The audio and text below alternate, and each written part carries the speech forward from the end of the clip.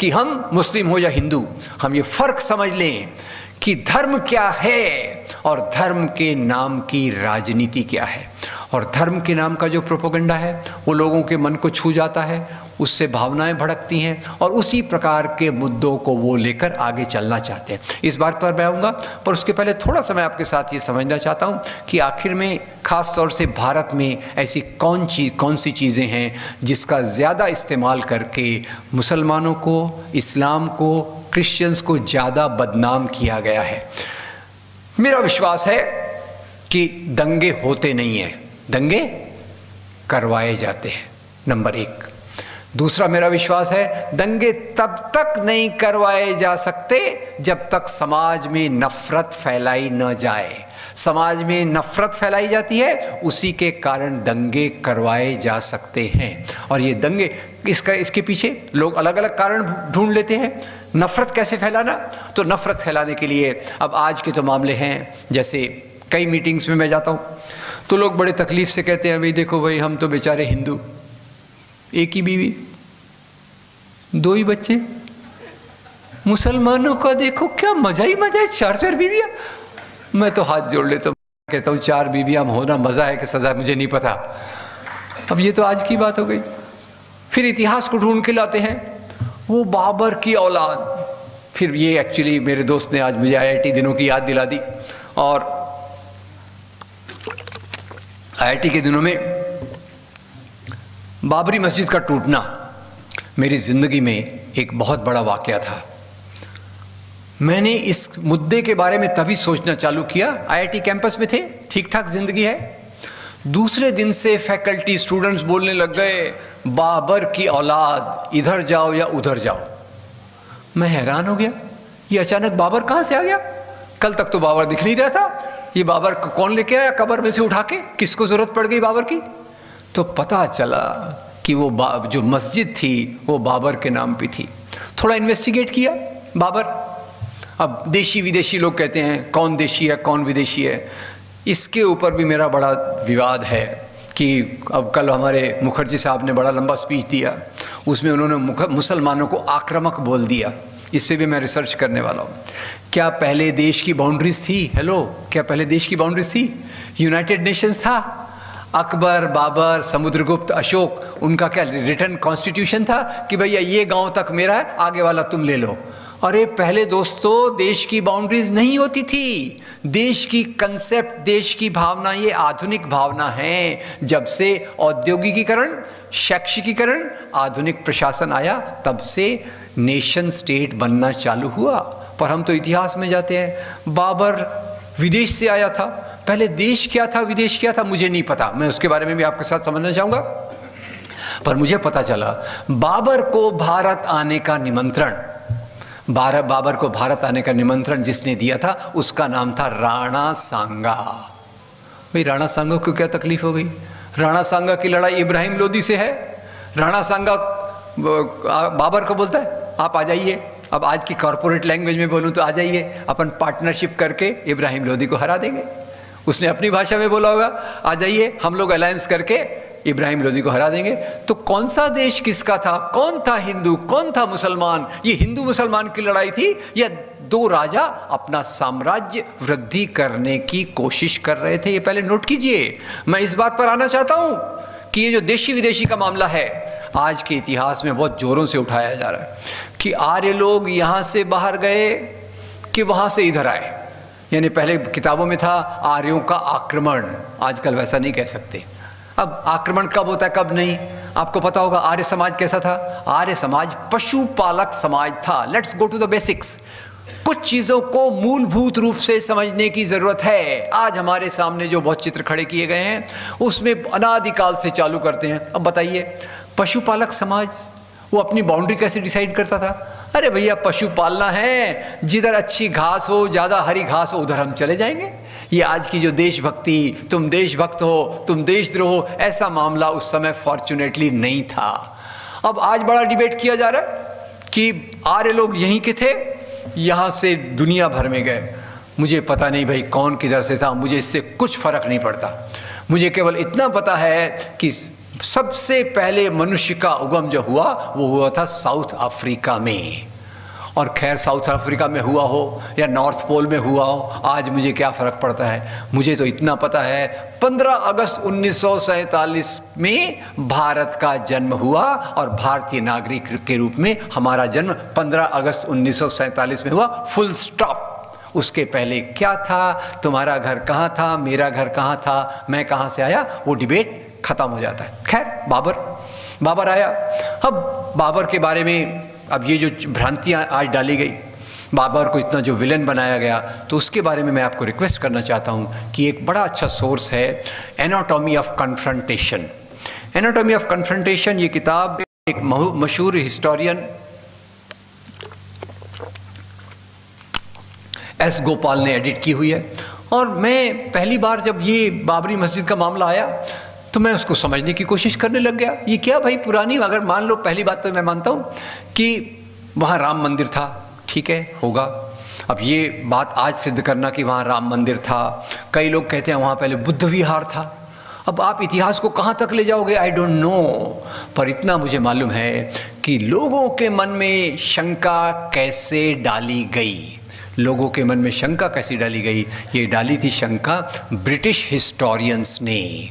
और एक British historian थी, उनका नाम था मिसेस A.F. बेवरिज।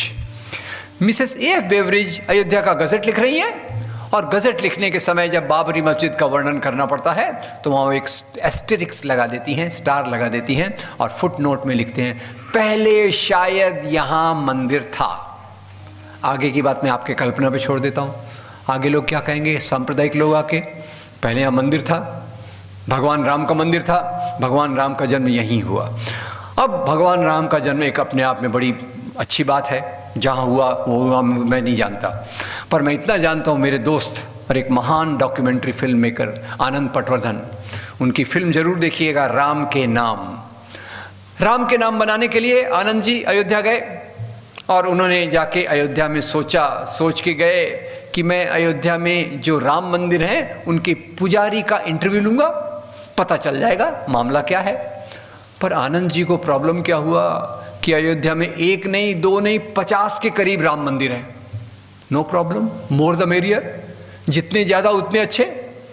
पर प्रॉब्लम कहाँ आया, आनंद जी हर एक पुजारी के, राम मंदिर के पुजारी के पास गए, उनका इंटरव्यू लिया, और एक सवाल सब में कॉमन था। सवाल ये था, बताइए आपका ये मंदिर किस चीज़ के लिए मशहूर है। और दोस्तों बड़े हैरानी हुई उनको, सभी पुजारियों का जवाब एक ही था। आप गेस कर सकते हो, भगवान राम का जन्म मेरे ही मंदिर में हुआ था। Thank you very much. अब वो भगवान राम कहाँ पैदा हुए, बहुत खुशी की बात है। पर एक बात आपको बहुत प्यारा दोहा में बता देता हूँ, मेरी हिंदी को माफ़ कीजिएगा, और हिंदी में ये वो दोहा बहुत सूट होता है, वो है गोस्वामी तुलसीदास का। हिंदी के महान साहित्यकारों और संतों में से एक गोस्वामी तुलसीदास अपनी आत्मकथा विनयावली में लिखते हैं, तुलसी सरनाम गुलाम है राम को, जाको रुचे सो कई वो, मांग के खाइबो मसीत मस्जिद में सोइबो, लेबे को एक न देबे को दो। मेरा नाम तुलसीदास है, मैं भगवान राम का गुलाम हूँ, मुझे दुनिया से कोई लेना देना नहीं, मांग के खाता हूँ और मस्जिद में सोता हूँ। तो एक वो सच्चा राम भक्त है, उसको फर्क नहीं पड़ता कि वो मंदिर में रहता है कि मस्जिद में है। और आज वो एक पूरा राजनीतिक प्रवाह है जो मंदिर मस्जिद के नाम पर जगह जगह पॉलिटिक्स, वायलेंस, हिंसा, पोलराइजेशन, इलेक्टोरल विक्ट्री, ये सब चल रहा है। तो सच्चा राम भक्त कौन है, ये सच्चे कौन है, नकली कौन है, इसका जवाब, इसके ऊपर मैं बार बार आते रहूँगा। खैर, तो फिर बड़ी तकलीफ हुई, मंदिर तोड़े गए। मंदिरों के बारे में बहुत कुछ मैंने अपनी वीडियोस में जगह जगह कहा हुआ है। एक सरल सी बात मैं मंदिर के बारे में कई बार सोचता हूँ, और मंदिरों के बारे में जो बात सबसे पहले मेरी बात आती है कि मंदिर तोड़े गए, क्या केवल मुसलमान राजाओं ने मंदिर तोड़े? सवाल नंबर 1। नंबर 2, क्या मुसलमान राजाओं ने मस्जिदें कोई तोड़ी? ये भी सवाल आते हैं, क्योंकि मैंने जहाँ तक अध्ययन किया, हिंदू राजाओं ने भी मंदिर तोड़े, मुसलमान राजाओं ने भी मंदिर तोड़े। मुसलमान राजाओं ने कहीं मंदिरों को तोड़ा तो कहीं मस्जिद को भी तोड़ा। चारों प्रकार के उदाहरण मैं आपको बता सकता हूँ। केवल सारांश में इतना कहूँगा, 3 हिंदू राजाओं के नाम मैं लूँगा जिन्होंने मंदिरों को तुड़वाया। और वेरी ऑथेंटिक सोर्सेस से पहला सवाल मेरे सामने आता है वो है 11वीं शताब्दी कश्मीर। 11वीं शताब्दी कश्मीर में एक महान कवि थे, कवि कल्हण। उनकी एक बहुत महान कृति है राजतरंगिणी। हिंदी साहित्य का एक बड़ा मानदंड उसमें है। राजतरंगिणी में कवि कल्हण लिखते हैं कि 11वीं शताब्दी के राजा हर्षदेव ने जो कश्मीर में राज्य करते थे, उन्होंने अपने राज्य के दौरान एक नए ओहदे, he created a new post, उसका नाम था, उस पोस्ट का नाम था देवोत्पतन नायक। मैं थोड़ा हिंदी पढ़ाने नहीं आया, फिर भी कुछ कुछ पढ़ाना पड़ेगा। बताइए, देवोत्पतन नायक में 3 शब्द आपको दिख रहे हैं? Yes, no? पहला शब्द कौन सा है? देव। दूसरा शब्द उत्पतन, तीसरा नायक। वो अधिकारी जो देवताओं की मूर्तियों को तुड़वाए। अपॉइंटमेंट कौन कर रहा है? हिंदू राजा के मुसलमान राजा? हिंदू राजा। और आगे कहीं ये भी लिखता है, भैया वही मूर्तियां तोड़ना जो सोने चांदी की बनी हो, वही मूर्तियां तोड़ना जिसमें हीरे जवाहरात जड़े हो, पत्थर की मूर्तियां आम लोगों के लिए छोड़ देना। तो सीक्रेट तो यहाँ आउट हो गया। फिर भी हम बड़े तकलीफ में हैं कि राजाओं ने मंदिर क्यों तोड़े। राजाओं ने मंदिर 2 कारणों से तोड़े। नंबर 1, मंदिरों में संपत्ति के भंडार होते थे। Yes, no? ठीक है, चलिए, मैं कोई चुनावी भाषण तो नहीं दे रहा। मंदिरों में संपत्ति के भंडार हैं। आपको कहूँगा तो आप मुझे सैकड़ों मंदिरों के नाम बता देंगे जहाँ करोड़ों करोड़ों की संपत्ति है। तो आपको तो पता है कि चुनाव के समय लोग बड़े बड़े वायदे करते हैं। अरे आप मुझे चुन के दो, खैर मैं नहीं, मैं कोई और बोल रहा है, मुझे चुन के दो, हर एक के अकाउंट में 15-15 लाख आ जाएगा। Very good. अब मुझे तो चुनाव नहीं लड़ना, फिर भी आपको मैं एक अच्छा सच्चा प्रॉमिस करता हूँ। प्रॉमिस क्या है? देश के 100 धनी मंदिरों की संपत्ति को जमा करो, ईमानदारी से हम सब में बराबर बराबर बांट लो। अपने अच्छे दिन आ सकते हैं। Yes, no? यस। अच्छे दिन तो वहाँ छुपे पड़े हैं और अच्छे दिन का वायदा कोई और कर रहा है। खैर, तो मंदिरों में संपत्ति के भंडार थे, राजाओं ने उसको संपत्ति के लिए तोड़ा। कई बार पावर के लिए, स्ट्रगल के लिए, एक दूसरे के खिलाफ लड़ने के लिए तोड़ा। और उसमें एक ही उदाहरण देके मैं इसको ये करूँगा, और वो उदाहरण है एक रिचर्ड ईटन की एक किताब है, टेम्पल डिस्ट्रक्शंस इन एंशिएंट इंडिया, प्राचीन भारत में मंदिरों का तोड़ा जाना। अब रिचर्ड ईटन बताते हैं, अब प्राचीन भारत में, अभी तो हमारे दोस्त इस्लाम की 2 बता दिए, एक तो इस्लाम सदाकाल से है, पर मैं वो ले रहा हूँ दूसरा मतलब, जो मोहम्मद साहब के आने के बाद से इस्लाम आया, मैं उसकी बात कर रहा हूँ। खैर, प्राचीन काल में मुसलमान राजा या नहीं थे, प्राचीन काल में मुसलमान नहीं थे, तो मंदिर किसने तोड़े? हेलो, प्राचीन काल में मंदिर किसने तोड़े? मुसलमान तो थे नहीं। तो रिचर्ड ईटन बताते हैं, जब 2 हिंदू राजा आपस में लड़ते थे, स्टॉप, हिंदू राजा आपस में लड़ते थे? Yes, no? मुसलमान राजा आपस में लड़ते थे? यस। अब मैं कई बार एक उदाहरण देता हूँ उस पॉइंट को डीप करने के लिए, क्योंकि आज को पूरे इतिहास को हिंदू वर्सेस मुसलमान के रूप में देखा जा रहा है, इसलिए मैं इसको थोड़ा गहरा करना चाहता हूँ। कल्पना कीजिए, 1000 साल के पहले के समाज में मैं एक हिंदू राजा हूँ। 1000 साल के पहले के समाज में छोटा हिंदू राजा हूँ। मेरे पड़ोस में एक बड़ा हिंदू राजा है, वो मेरे पे आक्रमण करने आ रहा है। जब वो मेरे पे आक्रमण करने आ रहा है तो मैं उसको मैसेज भेजता हूँ, हेलो यार, तू भी हिंदू, मैं भी हिंदू, भाई भाई, नो लड़ाई। मेरी बात सुनेगा वो? सत्ता के सामने भाई भाई धर्म वगैरह नहीं चलता। और राजा लोग राज्य क्यों करते थे, ये बात मैं लगातार आपसे पूछता रहता हूँ। बताइए, राजा लोग राज्य क्यों करते थे? अब यहाँ मैं थोड़ा सा अमिताभ बच्चन के KBC को ले आता हूँ, छोटे मॉडिफाइड फॉर्म में, भले ही मेरी जेब खाली है फिर भी मैं ट्राई करता हूँ। बताइए, राजा लोग राज्य क्यों करते थे? ऑप्शन ए, धर्म के नैतिक मूल्यों के लिए। ऑप्शन बी, सत्ता और संपत्ति के लिए। ए या बी? बी। आपका दुर्भाग्य है कि अमिताभ बच्चन यहाँ नहीं है, नहीं तो आपको करोड़ों का प्राइज मिल जाता। Very good. चलिए, अब मामला तो ये है कि मामला तो सत्ता का है, मामला और संपत्ति का है। हम उसको एक धर्म के नज़रिए से देखते रहते हैं। और ये चीज़ें हर समय आती हैं कि जैसे अभी मैं फिल्म पद्मावत पे आ जाता हूँ, और पद्मावत से इसको जोड़ूंगा। पद्मावत फिल्म आई, देश में हाहाकार, फिल्म आने वाली है पद्मावती, देश में हाहाकार मच गया। बोले उसमें शायद वो पद्मिनी और अलाउद्दीन खिलजी का लव सीन होगा, इमेजिनरी लव जिहाद वाला मामला होगा। फिल्म को रिलीज नहीं होने दिया, और मैं मजबूरी से मेरे को यही काम करना पड़ा, चलो पढ़ो भैया ये क्या मामला है। तो मैंने पता किया कि पद्मावती की जो कहानी है, पद्मिनी की जो कहानी है, इसमें ऐसा बताने की कोशिश की गई कि हिंदू औरतें, मुसलमान मर्द, मुसलमान पुरुष, वेरी कॉम्प्लिकेटेड मैटर, और इसमें हिंदू औरतें देखिए कितनी बहादुरी से जौहर करती हैं। मैं इतिहास की किताबों में गया, पहली बात मुझे पता चली कि इतिहास में पद्मावती नाम की कोई राजकुमारी थी ही नहीं। क्या करेंगे आप? उसके नाम पे इतना बवाल मच गया, राजस्थान गवर्नमेंट ने सरेंडर कर दिया। आगे पता चला, इसका क्या पूरा सबूत है? इसका सबूत ये है कि अलाउद्दीन खिलजी ने चित्तौड़ पे आक्रमण किया 1301 या 1303 में। 1540 तक जो भी किताबें आई अमीर खुसरो और बाकी लोगों को मिला के, किसी में भी पद्मावती का उल्लेख नहीं है। अब हुआ क्या, 1540 में एक महान सूफी संत, इसकी गहराई देखिएगा, एक महान सूफी संत मलिक मोहम्मद जायसी ने एक प्यारा सा उपन्यास लिखा। उस उपन्यास का टाइटल था पद्मावत। और पद्मावत उपन्यास में जायसी साहब एक बहुत प्यारा संदेश दे रहे हैं कि जीवन के चीज़ों के पीछे ज़्यादा भागने का, मोह माया करने से कुछ नहीं मिलता। आप अपनी निर्वाण प्राप्त करने की, अपनी शुद्धता प्राप्त करने की कोशिश कीजिए। ये कहानी का सार है। उस कहानी को उन्होंने अलाउद्दीन, और उसमें एक उन्होंने कल्पना से खड़ा कर दिया पद्मावती। और उसके बाद 1540 में ये उपन्यास आया, और उसके बाद लोक कवि जो गीत गाते हैं गांव गांव जाकर, उन्होंने इस कहानी को पकड़ लिया। अलाउद्दीन था, पद्मावती थी, ये हुआ वो हुआ।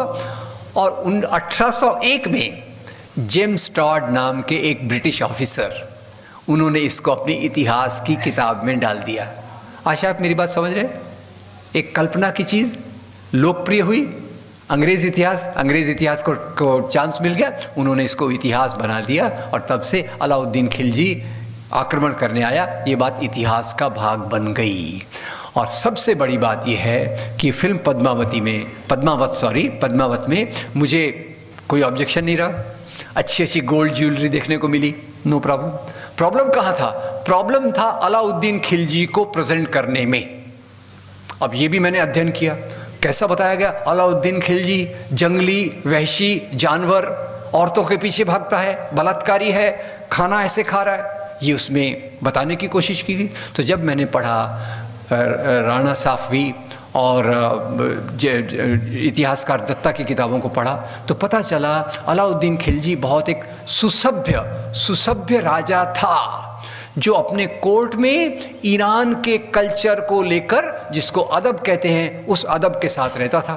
और इसी अदब के साथ चलते हुए आपको इतना भी बताना चाहूँगा, उसने कई हिंदू राजाओं से दोस्ती की, कई हिंदू राजाओं से उनके शादी के संबंध भी थे। और जो बात आपको भूलेगी नहीं, वो बताना चाहता हूँ, वो ये है कि इसी अलाउद्दीन खिलजी ने 2 चीज़ें प्रशासनिक लेवल पर की। प्रशासनिक लेवल पर क्या किया उसने? एक, जो व्यापारी लोगों का उस समय सिस्टम नहीं था, व्यापार को उन्होंने रेगुलर कर दिया कि व्यापार में इतना टैक्स लगेगा, यहाँ ये होगा, यहाँ से सामान आएगा। Number 1, development of trade was a great contribution by Alauddin Khilji. और नंबर 2, जो आज तक मौजूद है, वो है हौज खास। पता नहीं आप में से कितने लोग दिल्ली को जानते हैं हौज खास? जरा गूगल सर्च कर लीजिए, प्रोफेसर गूगल से पूछिएगा, हौज खास आपको पता चलेगा। उस ज़माने में बनाया गया एक बहुत बड़ा स्ट्रक्चर आज भी सैकड़ों साल बाद मौजूद है। तो अलाउद्दीन खिलजी को सच्चाई क्या है? और अब तीसरा सवाल आता है, अलाउद्दीन खिलजी को ऐसे वहशी के रूप में, जंगली के रूप में क्यों प्रस्तुत किया गया? अब सब मामला उलट गया कि समाज में आज जो मुसलमानों के खिलाफ प्रोपेगेंडा, प्रचार किया है, उसको उन्होंने इतिहास में डाल दिया। पहले इतिहास से पकड़ा, उसको भ्रम किया, उसको सच्चा आज के समाज की लेकर उसको इतिहास में डाल दिया गया। और इसीलिए मैं आपको रिक्वेस्ट करूंगा, पद्मावती का मैं ज़्यादातर उल्लेख इसलिए कर रहा हूं कि समाज में सोचने का पैटर्न कैसे बदलता रहता है, ये देखिएगा। और इसी पे एक बहुत, ये तो नहीं, बहुत एक्यूरेट तो नहीं, एक बहुत अच्छा है, वो है भारत एक खोज। ये श्याम बेनेगल का सीरियल है, I wish all of you must see. उसमें अलाउद्दीन खिलजी पे भी एक एपिसोड है, पद्मावती की कहानी है, पर इतने खतरनाक रूप से उसमें प्रस्तुत नहीं की। खैर, तो इतिहास की बातों को पकड़ा गया, मंदिर तोड़ने की बातों को पकड़ा गया, और दूसरा जो पकड़ा गया खास तौर से वो धर्मांतरण का मामला, कि भाई पता नहीं आपने सुना होगा कि नहीं, जगह जगह सुनने को मिलता है, और ये बात अंग्रेज़ों ने भारत में भी प्रोपोगेट कराई, यूरोप में भी प्रोपोगेट कराई, कि मुसलमान राजा घोड़ों पर बैठकर आए, उनके एक हाथ में तलवार और एक हाथ में कुरान थी। अभी मेरे पहले के वक्ताओं ने इतने प्यार से मुझे बताया, कुरान में जो आयत है, आपके लिए आपका मज़हब, मेरे लिए मेरा धर्म, मेरे लिए मेरा धर्म, आपके लिए आपका धर्म, और उसको अंग्रेज़ों ने प्रस्तुत किया कि मुसलमान राजा घोड़े पर बैठ कर आए, उनके एक हाथ में तलवार, एक हाथ में कुरान। आपने तो सुन लिया, कई बार मैं मुसीबत में पड़ जाता हूँ जब बोलता हूँ कि मुसलमान राजा घोड़े पर बैठ कर आए, एक हाथ में तलवार थी, एक हाथ में कुरान थी, तो कुछ शरारती लोग खड़े हो जाते, बोलते पॉसिबल कैसे है ये? अगर राजा के एक हाथ में तलवार है, एक हाथ में कुरान है, तो घोड़े की लगाम कौन संभालेगा? I really don't know.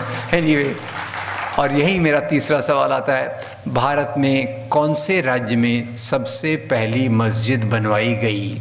Bharat की पहली मस्जिद कौन से राज्य में बनवाई गई? तो उसका जवाब है, न उसका जवाब दिल्ली है जहाँ मुसलमान राजाओं का हेड ऑफिस था, न उसका जवाब बंगाल है जहाँ मुसलमानों की संख्या बहुत ज़्यादा है, न उसका जवाब आसाम है, न उसका जवाब मेरा महाराष्ट्र है, उसका जवाब है केरल। केरल, जहाँ किसी मुसलमान राजा का राज्य 14वीं शताब्दी तक नहीं हुआ, वहाँ भारत की पहली मस्जिद चेरामन जुम्मा मॉस्क बनी, जो आज भी वहाँ मौजूद है। और वो इसलिए नहीं बनी कि किसी मुसलमान राजा ने वहाँ उसको ऑर्डर दिया था, इसलिए बनी कि अरब देशों से मुसलमान व्यापारी आते थे, यहाँ का सामान ले जाते थे, वहाँ का सामान यहाँ बेचते थे, और ये जो आपसी मेल जोल है, याद रखिए आपसी मेल जोल, वालेकुम सलाम सलाम वालेकुम, ये जो आपसी मेल जोल है, इसी के माध्यम से भारत में इस्लाम आया। और भारत में इस्लाम जो चला वो मुसलमान राजाओं के कारण नहीं चला, भारत में जो इस्लाम चला वो चला यहाँ की सूफी संत परंपरा के कारण।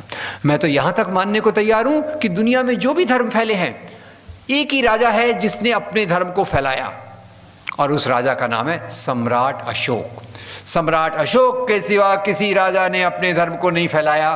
और ये जो इस्लाम भारत में फैला, उसका सबसे महत्वपूर्ण कारण स्वामी विवेकानंद अपनी संकलित रचनाओं में बताते हैं कि ये कहना बिल्कुल गलत है कि इस्लाम यहाँ तलवार की नोक पर फैला। यहाँ के शूद्रों ने, यहाँ के अछूतों ने, यहाँ के उन लोगों ने जो वर्ण व्यवस्था के अत्याचार से पीड़ित थे, वर्ण व्यवस्था के अत्याचार से मुक्ति पाने की कोशिश में उन्होंने इस्लाम को कबूल किया। तो मुख्य मामला ये है। और आज उसको जो प्रोपेगेंडा के रूप में किया जाता है कि अब उसमें 2-4 घटनाएं हो जाएंगी, औरंगज़ेब तो खैर। अब क्या, मेरा तीसरा एक सवाल आता है, मैं आज आपसे सवाल पूछने के मूड में हूँ। ये बताइए, क्या सभी मुसलमान राजा एक सरी के होते हैं क्या? अब एक तरफ औरंगज़ेब है, उसका अपना चरित्र है, दूसरी तरफ अकबर भी है, अकबर भी है। अकबर बात कर रहा है सुलह कुल की, अकबर बात कर रहा है दीन इलाही की। और याद रखिए, औरंगज़ेब और उसके भाई में भी सत्ता का सवाल था। भाई भाई में होता है, केवल औरंगज़ेब ने अपने भाई को मरवाया, गलत है। अशोक ने अपने 99 भाइयों को सत्ता पे आने के लिए मारा था। खैर एनीवे, पर औरंगज़ेब का एक भाई था, उसका नाम था दारा शिको। दारा शिको संस्कृत का विद्वान था, वो कोई सर्टिफिकेट नहीं है अपने आप में, पर ओपन माइंडेड, यहाँ की संस्कृति को समझा, यहाँ की बातों को समझा। उपनिषदों का ट्रांसलेशन उसने पर्शियन में करवाया, और ये उसका एक योगदान था। तो खैर, तीसरा सवाल ये इसमें आता है, अकबर एक प्रकार का है, दारा शिको दूसरे प्रकार का है, औरंगज़ेब तीसरे प्रकार का है। कौन अच्छा कौन बुरा, मुझे उससे कोई लेना देना नहीं है। हर एक राजा अपने अपने प्रकार का था। ये बताइए, अगर मान लीजिए किसी मुसलमान राजा ने इतिहास में हिंदुओं पे कोई अत्याचार किया, मेरा सवाल समझिए, मान लीजिए किसी मुसलमान राजाओं ने इतिहास में हिंदुओं पे अत्याचार किया, तो क्या उसके लिए आज के मुसलमान से बदला लेना चाहिए? Yes no? नहीं। सरल बात है, एक सरल कानून मुझे मालूम है, जो अपराध करे उसको सजा दो, राइट, और जो निरपराधी है उसको प्रोटेक्शन दो, राइट। अब औरंगज़ेब ने ये किया, औरंगज़ेब ने ये किया, इसलिए आज का मुसलमान खराब है। ऐसी बातें कई हिंदू राजाओं के बारे में भी आ सकती हैं, उन्होंने कई अत्याचार किए। अगर हम इतिहास का इस प्रकार से भ्रम करने लग गए तो उसका कोई अंत नहीं होगा। खैर, अब ये धर्मांतरण की बात भी आती है, और यहाँ सबसे बड़ी बात जो भुला दी जाती है, जहाँ मैं फिर से वली की उस बात को लेता हूँ, एक्सेप्टेंस, टॉलरेंस, एक्सेप्टेंस, सेलिब्रेशन। 3 शब्द याद रखिएगा, टॉलरेंस, एक्सेप्टेंस, सेलिब्रेशन। यानी एक तो चला लेना काम, दूसरा पहचानना, और तीसरा एक दूसरे के साथ मिलकर जीवन का आनंद लेना। तो ये बात क्या भारत में नहीं थी क्या? भारत को अगर आप देखें तो भारत की सभ्यता, संस्कृति, साहित्य, कला, ये हिंदू मुसलमानों के मेल जोल का परिणाम है। क्रिश्चियंस को मैं यहाँ ज़्यादा क्यों नहीं करा? क्योंकि क्रिश्चियंस का परसेंटेज कम था। सिखों को ज़्यादा क्यों नहीं करा? वो भी एक परसेंटेज कम था। और सिख जब मेरे बात में आई तो पहली बात बताऊं, भारत की मेल जोल की परंपरा का उच्चतम बिंदु आप अगर देखेंगे तो मुझे सिख धर्म में मिलता है। सिख धर्म में क्यों मिलता है? संत गुरु नानक के जीवन को देखिए। संत गुरु नानक इस्लाम को समझने के लिए मक्का तक गए, हिंदू धर्म की गहराई को देखने के लिए काशी तक गए, और उनके इसमें जो सिखों का जो ग्रंथ साहब है वो किसी एक किताब के आधार पे नहीं है। उसमें कुरान से लिया गया है, वेदों से लिया गया है, सूफी संतों की चीज़ों से लिया गया, और सबको जो अच्छा मिलता गया। जैसे हमारे वेदों में एक वाक्य है, आनो भद्रा क्रत्वो यंतु विश्वत, दुनिया के अच्छे से अच्छे विचार मुझ तक आए, मैं उनको स्वीकार करूँगा। वो शांति का सिद्धांत मुझे बुद्ध से मिलता है, एक्सेप्टेड। मोहम्मद साहब से मिलता है, मैं उसको भी स्वीकार करता हूँ। तो सवाल मामला ये है कि भारत में मेल जोल की एक उच्चतम परंपरा रही है, और उस परंपरा को लोग आज नज़रअंदाज कर रहे हैं। और ये इसीलिए इतिहास को समराइज़ करने के लिए मैं आपको बताना चाहूँगा, आज 3 प्रकार का इतिहास यहाँ चल रहा है। एक इतिहास वो है जो गांधी और नेहरू ने सामने लाया, उसको और सामने भी कई लोग ले गए। ये इतिहास कौन सा है? ये आपको आश्चर्य होगा कि गांधी अपनी किताब हिंद स्वराज में एक जगह लिखते हैं कि ये कहना कि हिंदू और मुसलमान एक दूसरे के विरोधी थे, बिल्कुल गलत है। हिंदू और मुसलमान मिलजुल कर राज करते थे, मिलजुल कर जीते हैं। ये गांधी के हिंद स्वराज में आप देख लीजिएगा। और इसी बात को आगे ले जाने के लिए पंडित जवाहरलाल नेहरू यहाँ की गंगा जमनी तहजीब का बार बार हवाला देते हैं। पंडित नेहरू बताते हैं कि यहाँ जो हिंदू, यहाँ का जो संगीत है, साहित्य है, कला है, ये सब तो मेल जोल से ही बना है, कोई एक अकेला उस प्रकार से नहीं बना। और उसमें खैर ये जनरेशन के लिए मैं एक ये उदाहरण देना चाहूँगा। वो उदाहरण शायद आप में से कई लोगों ने वो फिल्म लगान देखी होगी। उसमें वो गाना आपको याद है, ओ पालनहारे निर्गुण और न्यारे। सोचिएगा, इस गाने को जो भगवान कृष्ण की स्तुति में लिखा गया है, इसके लिखने वाले का नाम है जावेद अख्तर, और लिखने वाले का नाम जावेद अख्तर, और इसको गाने जिसने संगीत दिया है उनका नाम है अल्लाह रखा रहमान। ये बात हमारे संगीत में लागू होती है, और ये बात उस महान शहनाई वादक पे भी लागू होती है जो हिंदुओं की पवित्र नदी गंगा के किनारे हिंदू मंदिरों की सीढ़ियों पर बैठकर अपनी शहनाई बजाने की कला को विकसित करते थे, उस्ताद बिस्मिल्लाह खान।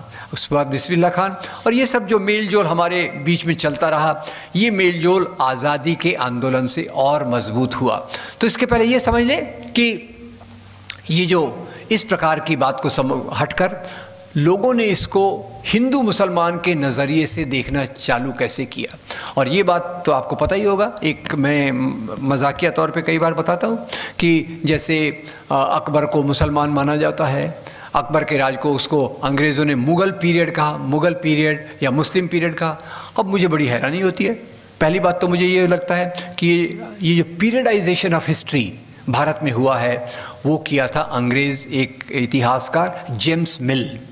जेम्स मिल ने यहाँ के इतिहास को प्राचीन हिंदू काल, मध्ययुगीन मुस्लिम काल और आधुनिक ब्रिटिश काल के रूप में रखा। अब उसमें खैर ये समझने में थोड़ा कठिन लग रहा होगा, पर मैं ये पूछना चाहता हूँ, क्या मुसलमान राजा केवल मुग़ल राजा थे? मुग़लों उसमें मुसलमानों में और भी थे, उसमें जो गुलाम थे, गजनवीद थे, अलग अलग प्रकार के सब लोग थे। और क्या ये लोग केवल धर्म के आधार पर चलते थे? तो तो उसमें याद रखिएगा अकबर के दरबार के नवरत्न तो सबसे ज़्यादा पॉपुलर है। मैं औरंगज़ेब पर भी आऊँगा। अकबर के दरबार के नवरत्नों में आपको पता होगा दो हिंदू नवरत्न थे। याद कीजिए कौन है दो हिंदू नवरत्न? बीरबल और दूसरा टोडरमल। टोडरमल आप बोल रहे हैं तो याद रखिएगा टोडरमल अकबर के दरबार में क्या करते थे? टोडरमल अकबर के दरबार में वही काम करते थे जो आज नरेंद्र मोदी सरकार में अरुण जेटली करते हैं। अब इससे ज़्यादा इम्पोर्टेंट क्या हो सकता है मुझे पता नहीं है।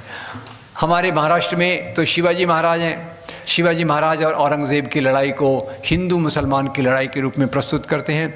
मज़े की बात यह है कि औरंगज़ेब जो शिवाजी से मिलने आते थे, उनका जो मुख्य अधिकारी शिवाजी से मिलता था, बातचीत करने आता था, उस अधिकारी का नाम था राजा जय सिंह। अब इसी बात पे याद आ गया, अभी अभी यूपी में एक संत महात्मा मुख्यमंत्री बन गए। अच्छा ज़माना है, डबल प्लेजर, इस दुनिया का भी मज़ा, अगली दुनिया का भी पुण्य मिल गया एक साथ उनको। तो खैर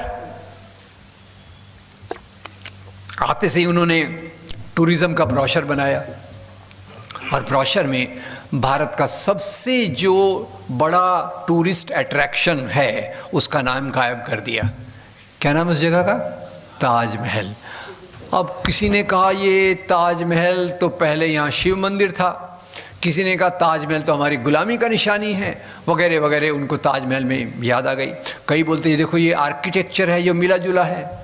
एक्सक्यूज़ मी, मिला जुला आर्किटेक्चर होना ये अच्छी बात है कि बुरी बात है? यानी जो मुसलमान राजा यहाँ राज्य करते थे वो स्थानीय चीज़ों को भी महत्व देते थे, बाहर की चीज़ों को भी महत्व देकर जो सबसे अच्छा बना वो उन्होंने किया। अब उसमें टेवर्नियर नाम के फ्रेंच जौहरी हैं, उनका फ्रेंच जौहरी ने बताया कि उनके मेमोयर्स में उन्होंने लिखा, फ्रेंच जौहरी उस समय आए हुए थे, दूसरे ट्रैवलर आए हुए थे, उन्होंने अपने इसमें लिखा कि हमने सुना है शाहजहाँ बहुत दुखी है, उसकी प्रिय बेगम मुमताज़ महल की मृत्यु हो गई है और उसकी याद में वो एक बड़ा मकबरा बना रहा है। ये उनके मेमोयर्स में अभी सब इनको बदला जा रहा है। सबसे बड़ा प्रूफ क्या है कि ये एक शाहजहाँ का बनाया हुआ स्ट्रक्चर है? सबसे बड़ा प्रूफ ये है कि शाहजहाँ के कोर्ट के जो डॉक्यूमेंट्स हैं, हिसाब किताब के, अकाउंट बुक है, अकाउंट बुक में आप जाकर देखेंगे तो आपको पता चलेगा, अकाउंट बुक में दिया है, कहीं दिया है आज इतना पैसा दिया गया, मकराना से मार्बल लाया गया, इतना पैसा मजदूरी के रूप में दिया गया, पर फिर भी खैर लोगों ने खींच पीट कर उसको शिव महल बनाने की कोशिश की है, शिव महल बताने की कोशिश की है। मुख्य रूप से जो बात हुई वो ये कि इस मकबरे की जगह शाहजहाँ ने राजा जय सिंह से पैसे देकर खरीदी थी। वो एक ही चीज़ है। ज़मीन किसकी थी? जय सिंह की। शाहजहाँ ने उसको खरीदा पैसे के एवज में। और ये मंदिर शिव महल होना तो पॉसिबल ही नहीं है। ये शिव महल क्यों नहीं हो सकता?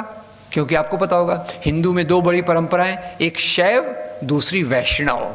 और ये जो राजपूत हैं राजा जय सिंह, ये इनका परिवार वैष्णव परिवार से जुड़ा हुआ था। खैर, तो ये अलग अलग चीज़ों को बनाकर किस प्रकार से ये किया जा रहा है वो आज के समाज का एक बहुत बहुत ख़राब चीज़ है। खैर, तो अब ये थोड़े से में हम समझ लें कि भारत में ये इतिहास कैसे आया। भारत में वास्तव में तो पहले तो राजाओं के दरबार में चारण होते थे, भाट होते थे, शायर होते थे जो इतिहास लिखते थे। और ज़्यादातर वो इतिहास राजा को, अपने राजा को अच्छा बताने के लिए लिखते थे। याद रखिए, राजा के एम्प्लॉयमेंट में कोई है व्यक्ति तो राजा के अत्याचार को लिखेगा क्या? राजा के अत्याचार को नहीं लिखेगा। वो अपने राजा को अच्छे से अच्छा, धार्मिक से धार्मिक, पवित्र से पवित्र बताने की कोशिश करता था। इसी अकाउंट को British historians Elliot and Dawson ने ले लिया और उन्होंने किताब बनाई, history of India as told by her historians, और उसके आधार पे इस इतिहास को लेकर आगे चला गया। और उसमें उन्होंने किस बात को जोर दिया कि जहाँ मुसलमान राजाओं ने हिंदुओं के खिलाफ बात की, जहाँ कोई मंदिर तोड़ा गया, उसको उन्होंने हाईलाइट कर दिया और एक ऐसा इतिहास बन गया जिसमें लगा कि ब्रिटिश लोग भारत में क्यों आए? ब्रिटिश लोग भारत में आए यहाँ के हिंदुओं को मुसलमान राजाओं के अत्याचार से मुक्ति दिलाने के लिए आए।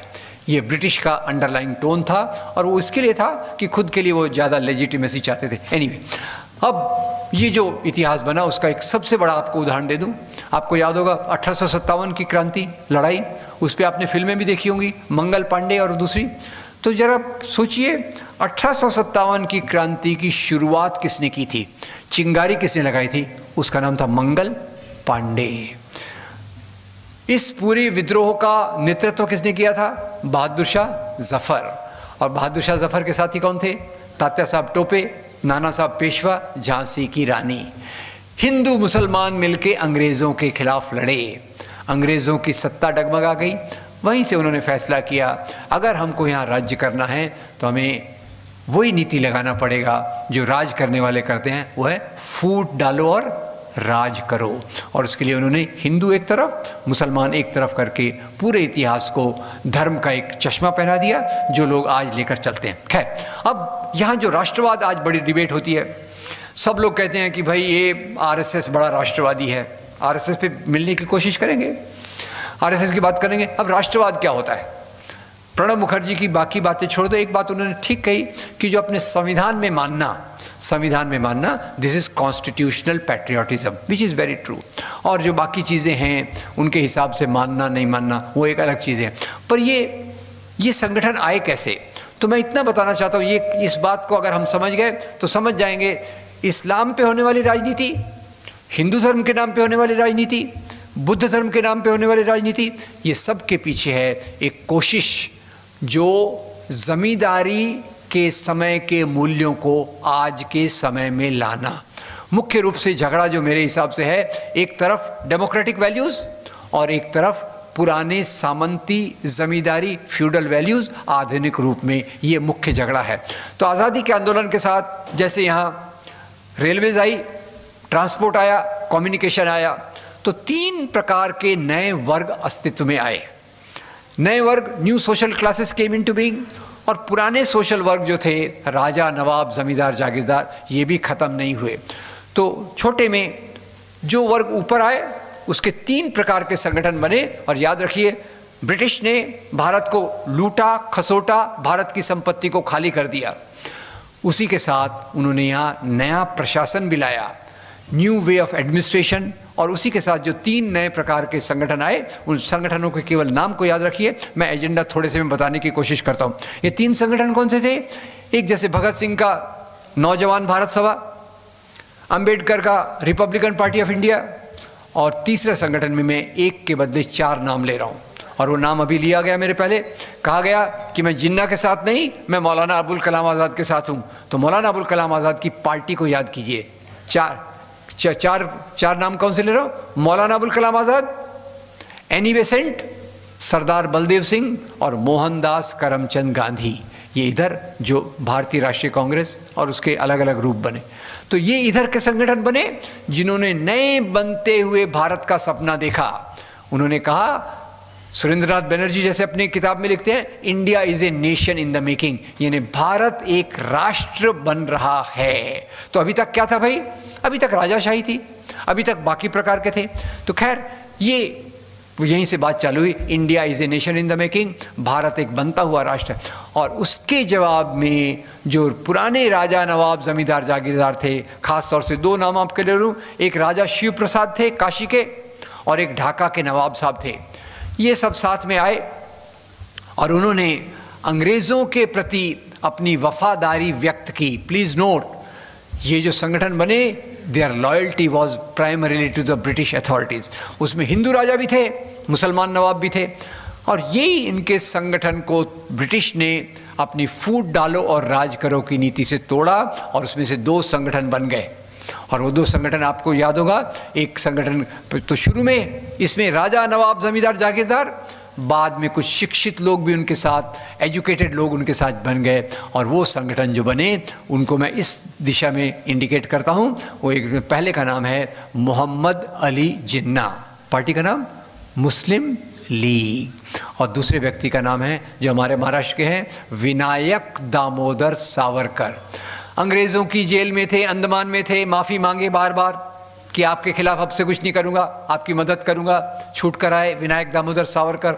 और उन्होंने एक पार्टी ज्वाइन की, उसका नाम था हिंदू महासभा। Very good. तो ख्याल कीजिए, जिन्ना की पार्टी का नाम क्या है? मुस्लिम लीग, और सावरकर हिंदू महासभा।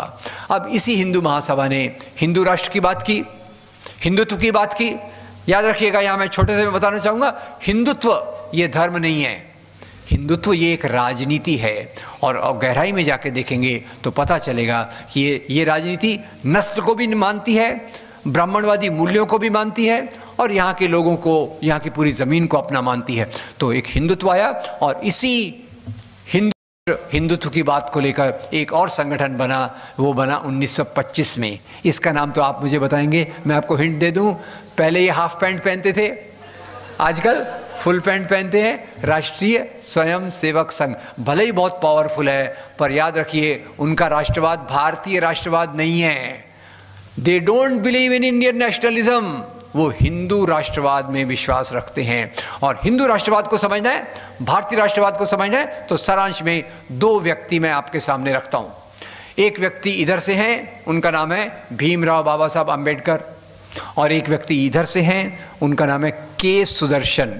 आप में से कईयों ने उनका नाम सुना होगा, वो सन 2000 में आरएसएस के मुखिया बने। अब अम्बेडकर जी के संघर्ष को देखिए, भारत के बनने की प्रक्रिया को देखो। सामाजिक बराबरी के लिए अंबेडकर लोकतांत्रिक मूल्यों का सहारा लेते हैं। एक तरफ चौदार तालाब का आंदोलन करते हैं कि हम दलितों को भी सार्वजनिक कुओं पर पानी पीने का अधिकार होना चाहिए, चौदार तालाब का आंदोलन। दूसरी तरफ कालाराम मंदिर का आंदोलन करते हैं कि आप हम दलितों को हिंदू मानते हो तो मंदिरों में आने दो।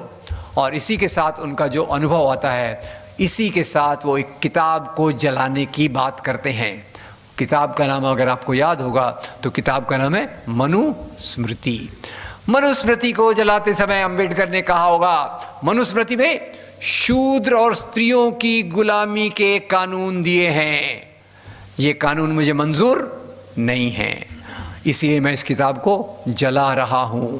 वही भीमराव बाबा साहब अम्बेडकर बाद में जाकर भारतीय संविधान की ड्राफ्टिंग कमेटी के अध्यक्ष बने।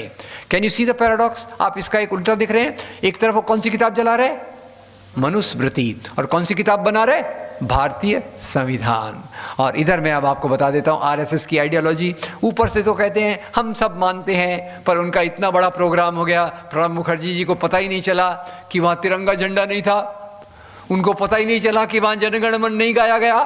खैर, अब पता नहीं उनका क्या इरादा है। अब वो इरादे कुछ यानी रहते हैं ना, हाथी के दांत दिखाने के और खाने के और। तो खैर उन्होंने जो किया, तो उन्होंने, सुदर्शन जी ने कहा भारतीय संविधान विदेशी है, विदेशी मूल्यों पे बना है, फेंक दो और एक ऐसा संविधान लाओ जो भारतीय धर्म ग्रंथों के आधार पे बना हो। वो कौन सा भारतीय धर्म ग्रंथ है?